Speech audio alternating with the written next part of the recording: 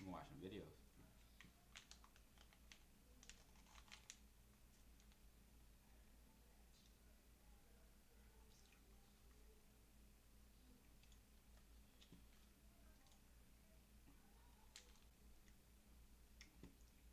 If you're out of oxygen? Okay. What about if your equipment malfunctions? And what do divers really look for in the deadly depths? Okay, hold on one second. What? Why are all those people in those videos cave diving with no fins? Do you notice that? What? Oh, I didn't pick up on that. Not a single fin on site. Now, the fact that he said safety rope and the fact that he said you run out of oxygen already, it's a, I thought you were pausing because I've to. never seen a coral reef and a turtle in a cave. I don't know where this is coming into play. So that's interesting. All right. Associate diving with beautiful coral gardens and marine life observation. But deep water plunges performed by professionals have nothing to do with it, especially when it comes to cave diving, one of the most complex and dangerous kinds of underwater swimming. That's why the professionals in this trade can be regarded as the best divers in the world. In 1991, the best of the best were Parker Turner and Bill Gavin. They led the most experienced and well-equipped team of cave divers in the world to explore one of the most popular underwater cave systems, Indian Springs in Florida, United States. On the surface, this place looks like a small body of water with a rocky floor and a hole in the center. But the opening is actually the entrance to underwater caves, which are over 3 kilometers, 200 meters long. Turner and Gavin had spent 2 years planning to inspect and map the unexplored part of the Indian.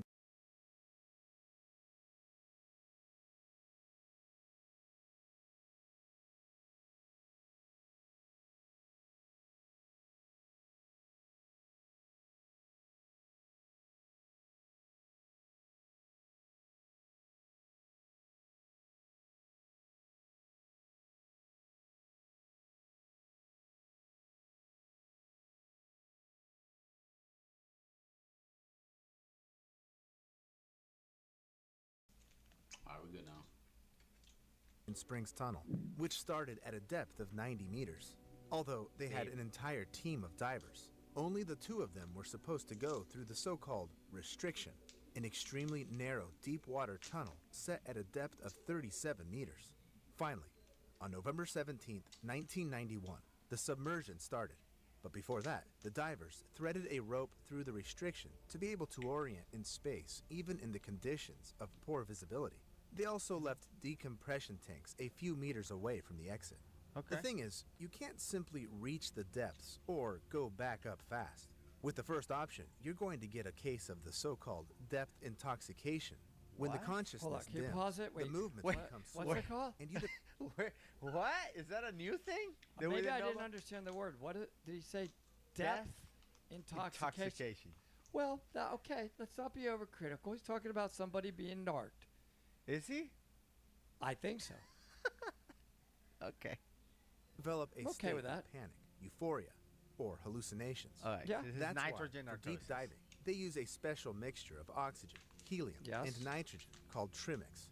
Yet it becomes a problem if you surface too fast. That's true. In this case, you develop decompression sickness because the nitrogen that has accumulated in the body as the result of inhaling trimix starts bubbling right there in the diver's bloodstream.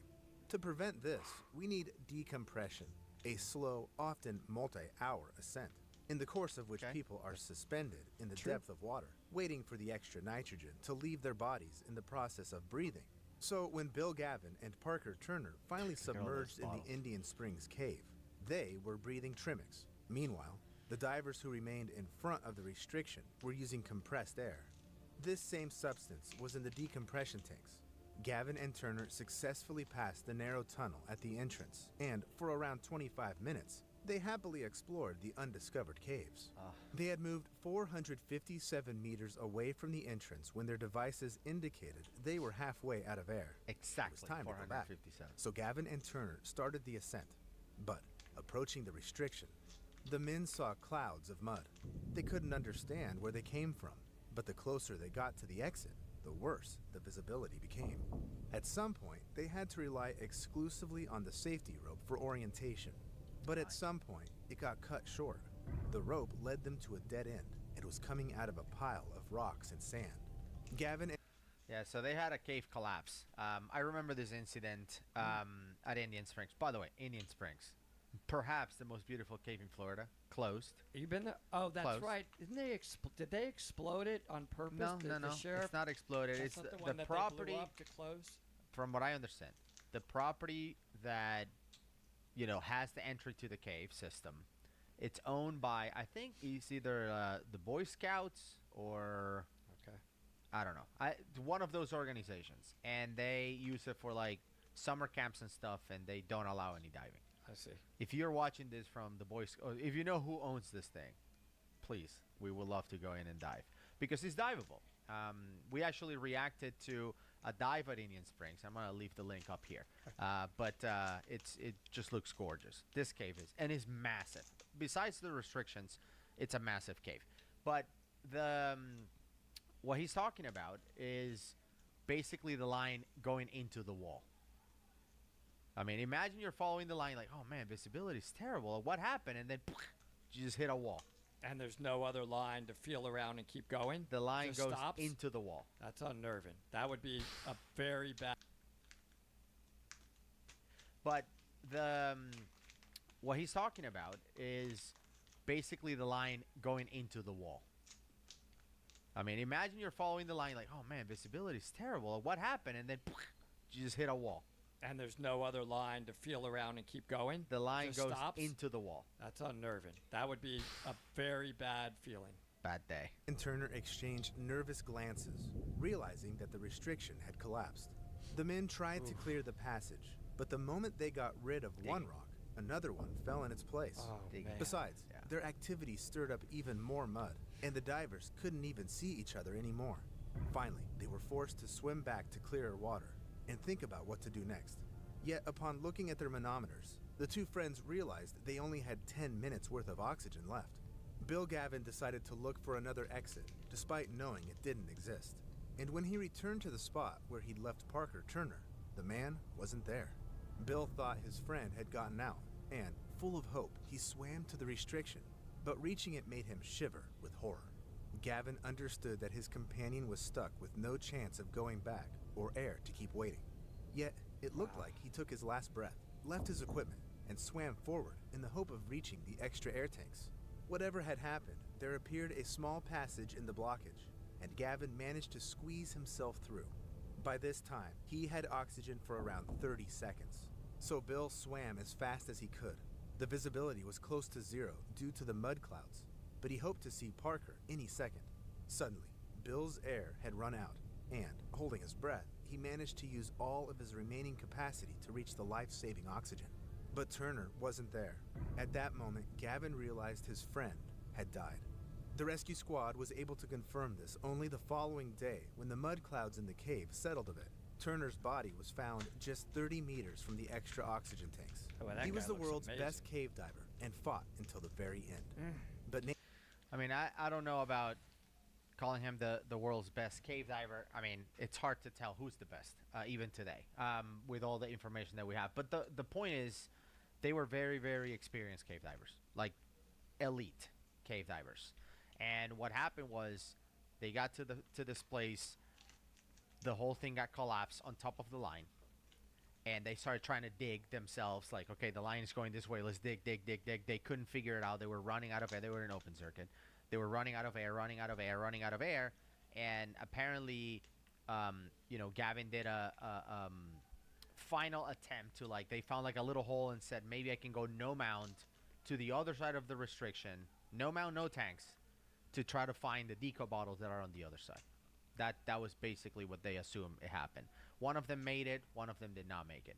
Now the question is, taking a second, and I know this is kind of a morbid conversation, but what would you do if, like, the two of us are following the line and we get to a wall? Listen, it's easy to tell you I would do everything in my power. I would have to really focus hard to try to be calm. Right. Because at first I'm going to be like, oh my God, you are going to have a moment of I'm freaking out. Like we could die. You Yeah. are. Just think about it. You really would have that moment in your brain. And then Of course. you've got to force yourself, or you could really cause a lot more damage. Calm down. Get your breathing under control. This is what I think I would do. It's easy to say. Yeah. And I I know would- people are leaving comments like, no, you're an idiot. You wouldn't do that. I know. I don't know if I could do that. So I'm not everybody- bragging. I'm Yeah. telling you what I would want to try to get myself to calm down. Could I? I don't know, guys. I've never had it happen. I would try my hardest, and then we would have to be deliberate. And of course, you've got to dig. I mean, there is nothing else you can do, and just try your best to dig your way out. Now, the question I would have also would I be, hey, let's go back on the rope. We're on a rebreather. Let's go back to get to visibility so we can write notes We can talk about it. and we can talk, right? Because right there, maybe we don't even know what happened. Maybe did this collapse or am I in a different line? Yeah. Like Could be a there's line trap confusion. or something, yeah. So I would want to get to a place where you and I could, what's going on, and think. Yeah. It would be scary. You know, and breathing is one of those things that you don't know that you're breathing until you pay attention to your breathing. So I do think that if you go in that headspace of, okay, I need to calm down, and like you try to breathe, like, okay, now I'm gonna focus on breathing and I'm gonna try to calm down. I do think that you can control it better than just having your brain focus on what now? What do we do now? Oh my God! Oh no, there's a wall. Oh, there's a like if your brain is so focused on that, it's not focused on your breathing, and you're over breathing. Now we happen to be on a great place, which is we dive rebreathers, right? And with rebreathers, in like our worst case situation, we would have hours to dig ourselves out. These guys, I mean, I don't know if this is an exaggeration for the video. They were talking about like 30 seconds left of it. Like, I don't know how you even know that. But this guy was down to his last few breaths. With a rebreather, you know, let's say we do a long dive, like a 3-hour dive.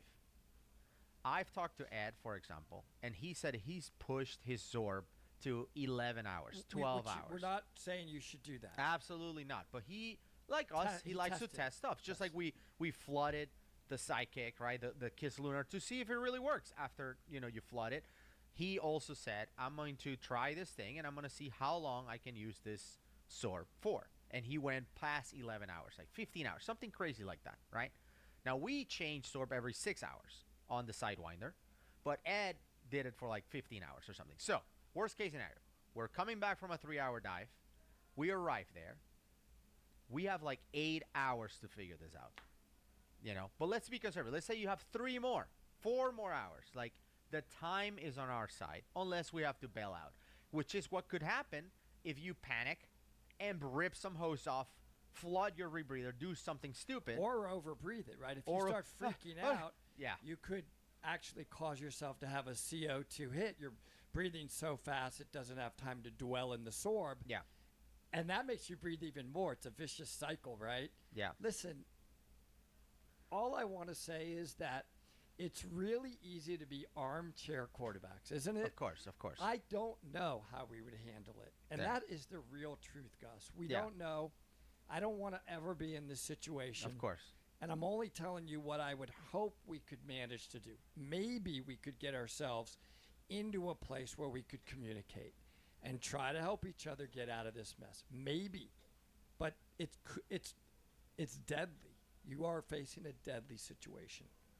I will say that if there's anything positive that comes out of this conversation is that I didn't make fun of stabbing myself in the heart. That was pretty hard, you know, given the topic that we're having. I know people were like stabbing yourself in the heart. They're already commenting, but I didn't make fun of it. So I get a plus for that. I don't know how many won comments you this could get battle. for that. But Indian Springs remains one of the most popular and difficult diving spots. No, But it's far it's not from popular. being the only one. Nope. It can be challenged by Four Sharks Blue Hole in the Oh, Bahamas. I didn't know It's about a this. 10-meter wide, narrow coral basin, beautiful. which gradually widens and gives way to the Kalik Cavern. It goes down to a depth of 60 meters. But in its distant upper corner, there's a narrow crack that has attracted divers' attention.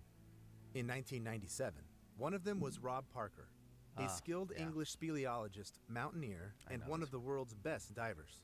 That year, he was invited to shoot a documentary about the Bahamas Blue Holes. Rob prepared for the submersion by diving with his companion, Dan Malone. For 10 days straight, they descended to a depth of over 106 meters near four sharks, but didn't enter the cave itself.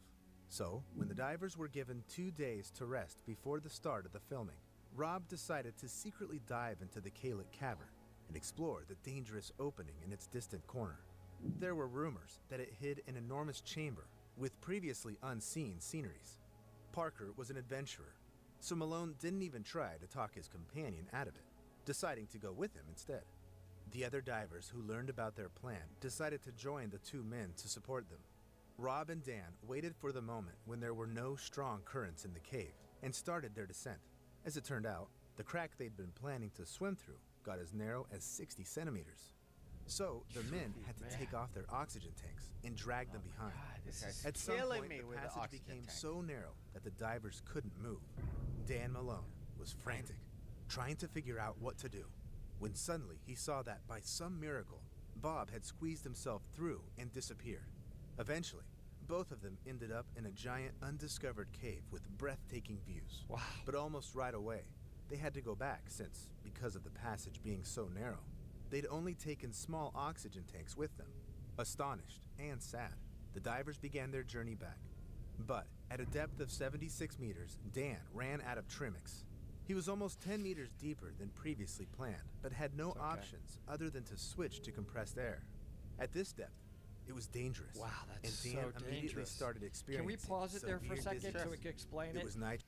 The reason I don't know what his mix was, but it sounds like if that mix wasn't set up for the proper depth, you could convulse because your oxygen is too high and your body can only take a certain level of partial pressure. You could immediately convulse and die. Yep. That's super risky.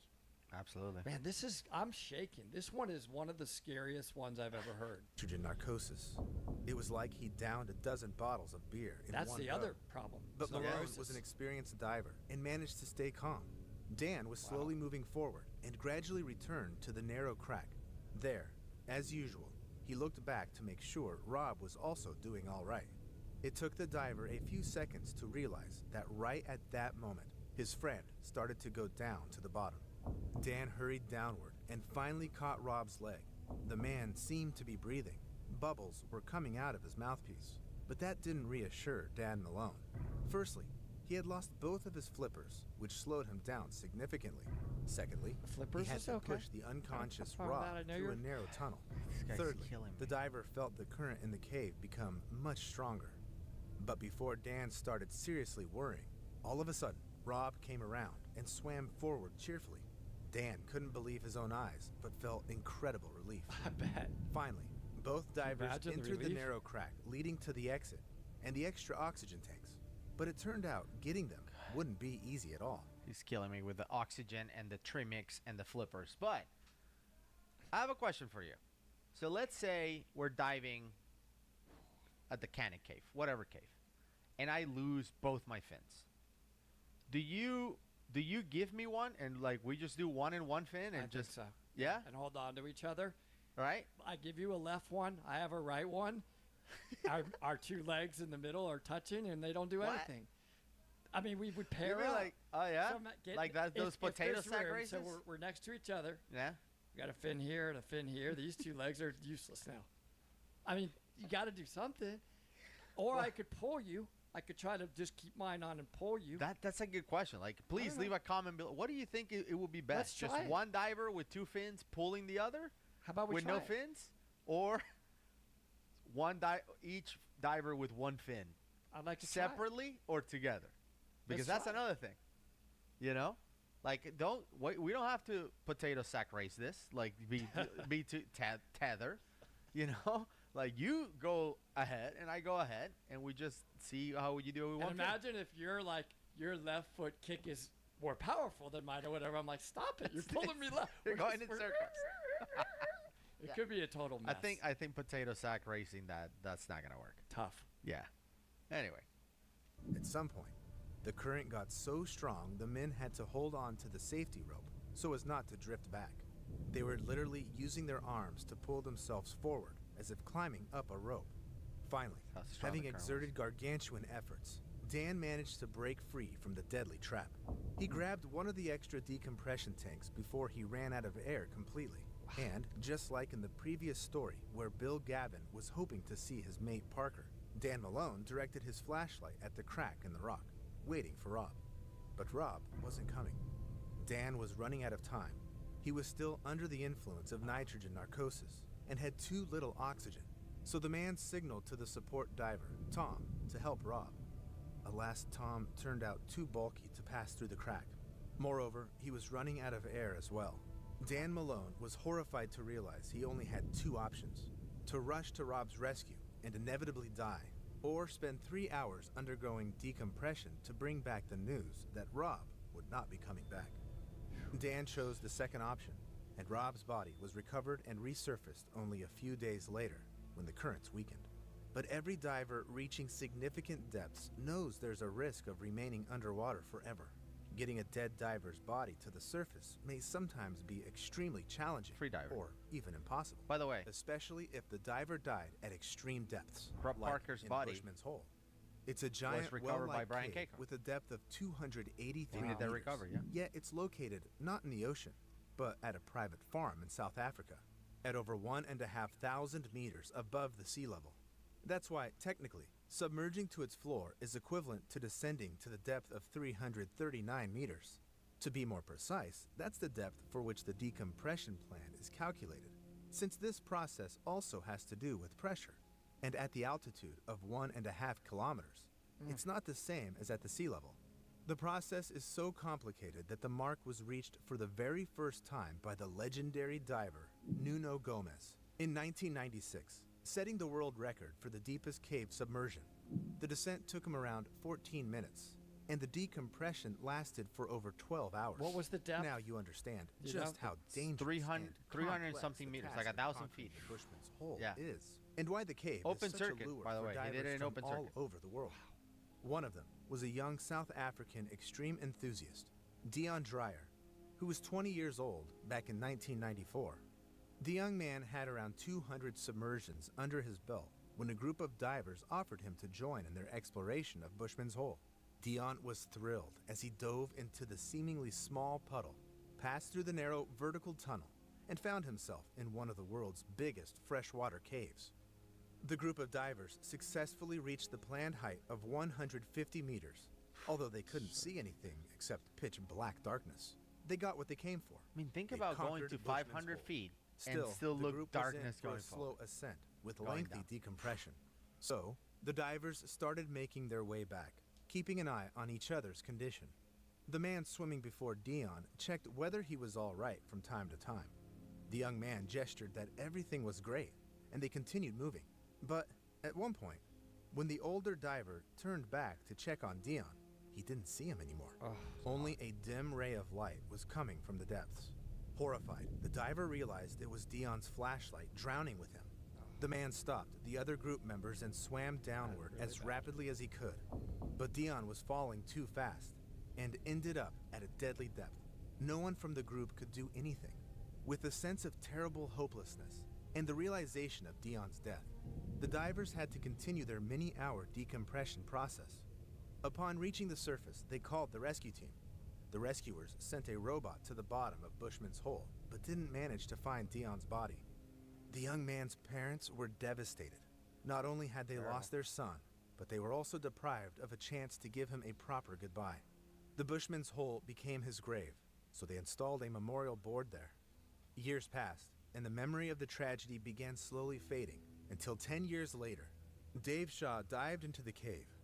This experienced 50-year-old diver became the third person to have reached the mark of 244 meters in Bushman's Hole. 800 feet. Shaw got to the cave's very bottom. He was pointing his flashlight at everything around him when suddenly he saw a human body. Dave immediately realized it was Dion Dreyer. The man tried to get the body up to the surface, but the deceased diver's oxygen tanks were stuck.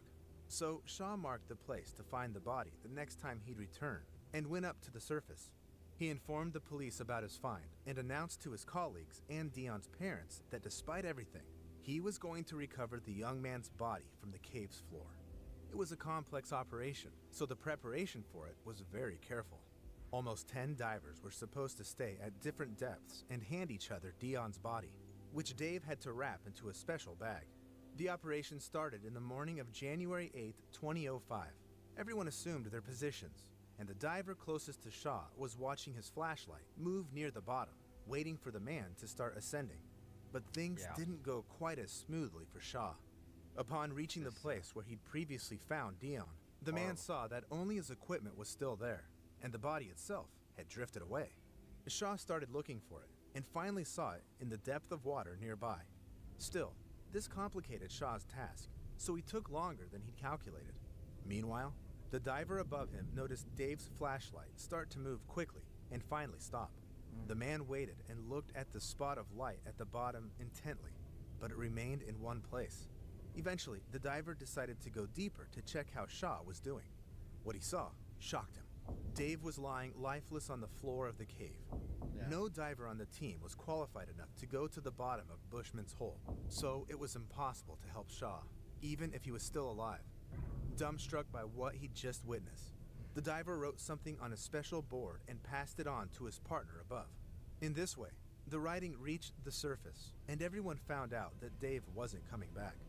Considering the difficulty of submerging to the bottom of Bushman's cave, everyone had to accept the gruesome reality that Dave and Dion might remain there forever. And he Shaw's did say, and Dreyer's remember, parents were if I devastated. die, don't come Yet get there me. was nothing Dave they Shaw. could do, so they started packing to leave this deadly place as fast as possible. But before they drove off, something incredible and unexpected happened. Bubbles appeared on the water's surface, followed by the bodies of Dave and Dion. It's unclear exactly why and how it happened, but Shaw managed to get the deceased diver to the surface, even if at the price of his own life. Wow. We know that at Crazy. least 4 divers have lost their lives in Bushman's Hole, yet it remains a mecca for the experienced enthusiasts of the extreme. Our I friend, would say not just experience. Like, this is another level. Let's just Yeah. put it in perspective. Like, I'm never going to do that. our friend Dr. Harry, Yeah. Richard Harris, was just at Bushman's Hole, and he went down to, I think it was 800 feet or something They like that. do it with, is that the hydrogen dive? Yes, and he went down First all time. the way, and he ran into some issues. I don't want to disclose everything that happened, but yeah, he had a close call. Yep. Thank goodness he's okay. Yep, very very proud of Harry. So I'm glad he pulled through and look Like, forward to. what yeah. these guys are, you know, another level. Like, okay, we think, you know, Gus and I, we do some cave diving. They're already lying in there. Yeah, Many cave divers have been in there. This is this is a whole new level. deadly with almost any mistake level. Right.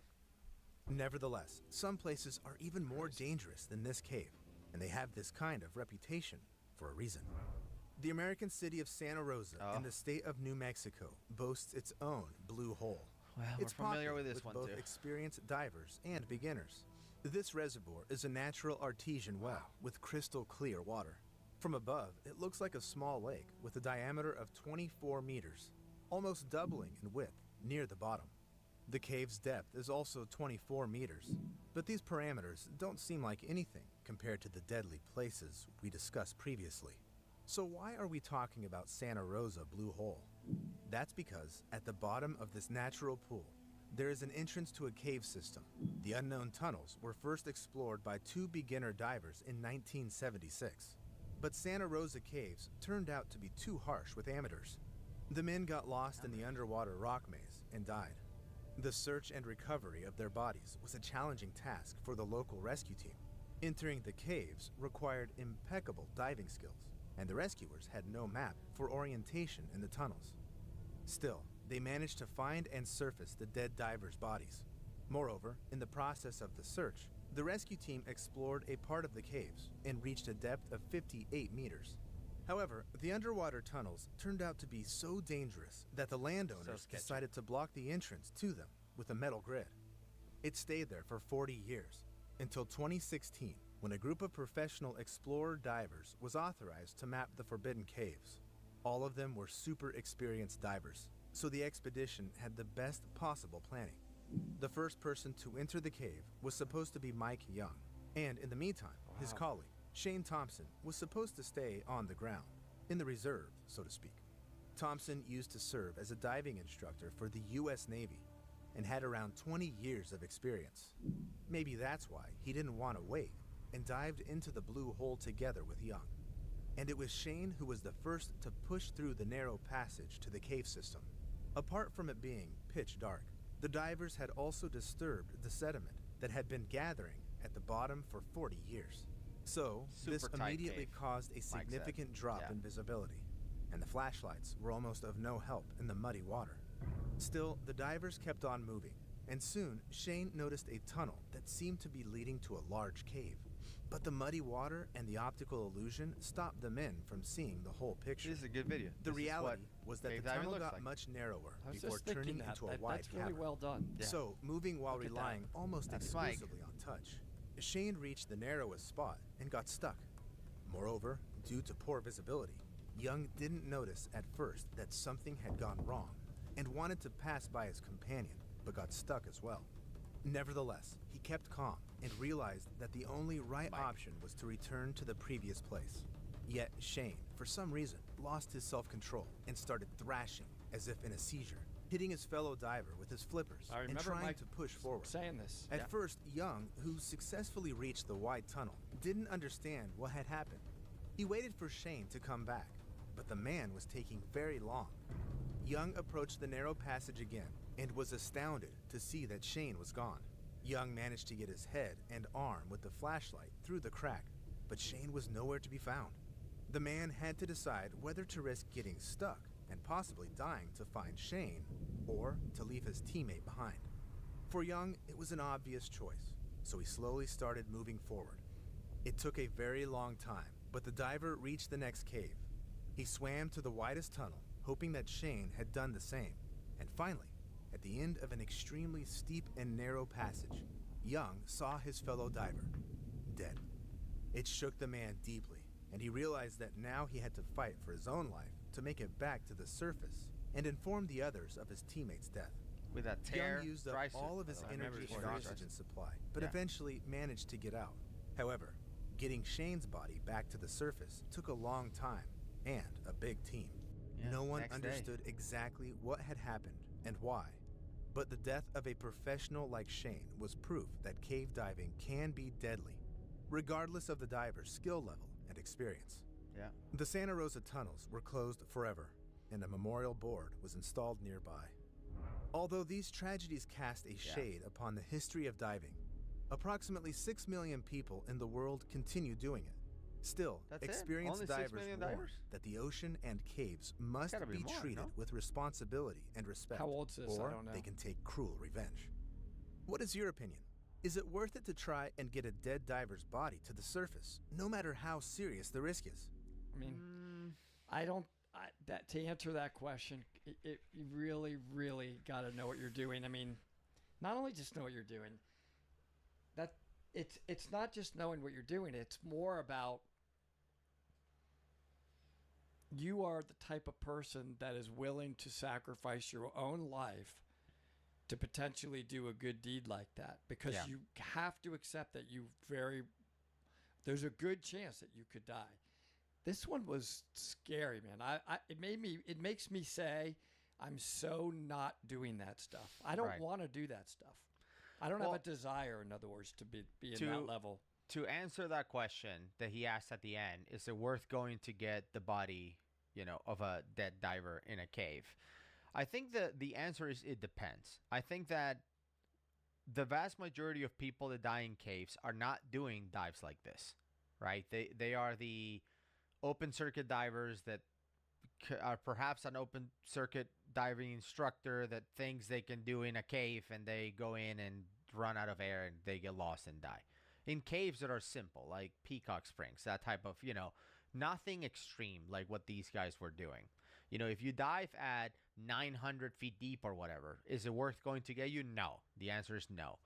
But if you died in a cave where, you're risking your life because you're having to bring somebody out, I think it's worth going and getting them out. I don't think there's a cave in the world where I could be in and I would die where Ed Sorensen wouldn't be able to go and get me out. You know what I'm saying? Like, there's no place that is so dangerous that Ed would be like, I'm not gonna go get that you're willing to go to. Right, that I'm willing to go to. So I think in the vast majority of scenarios and cave diving deaths, the people that actually do that, body recovery, like Ed and Mike and Brian Kaycock and Patrick Whitman and all these experts, right, that are out there doing this work, they are, in the vast majority of cases, way more skilled and capable than the people that died in the cave. So for those people, I think that in the vast majority of cases, yes, they should go. They are willing to do it and they have the skills to do it. But in some of the other extreme cases, like Dave Shaw, no. The last example that they talked about was, I believe, the very first Mr. Ballin story that we reacted to, and we brought Mike to discuss it. We brought Mike into the show as a guest. Look, it was a very early video. The audio was terrible. I get it. It was in our most, proudest moment in Dive Talk history. Maybe we should have that conversation with Mike and record it. Because I interrupted him pretty much every 5 seconds. We were learning. We were just talking. But we learn a lot. There's a lot more details on that. I believe that the way Shane died was because he ripped his computer out of the cord. So, like, you imagine like our petrol or whatever. He ripped it out of the wire, so he bailed out. And then he got caught in the process, and he couldn't Mike goes into this in some detail, but I think we should probably revisit the story. But in case you haven't seen it, I'm going to leave it right here. Go check it out. Intense video today. I do want to go diving basically at all these places except the last one. The Blue Hole in Santa Fe is closed. And I talked to Mike about it offline. Like, Mike, are you sure they cannot even open it? He's like, absolutely, they shouldn't open it. I don't want to go in. Once he said I wouldn't go in there, I'm like, okay, then I for sure won't go in there. This video for me was just super humbling. In other words, I'm so not in that level. I'm not. Right, we're not. not. I'm just not even close. So we're not.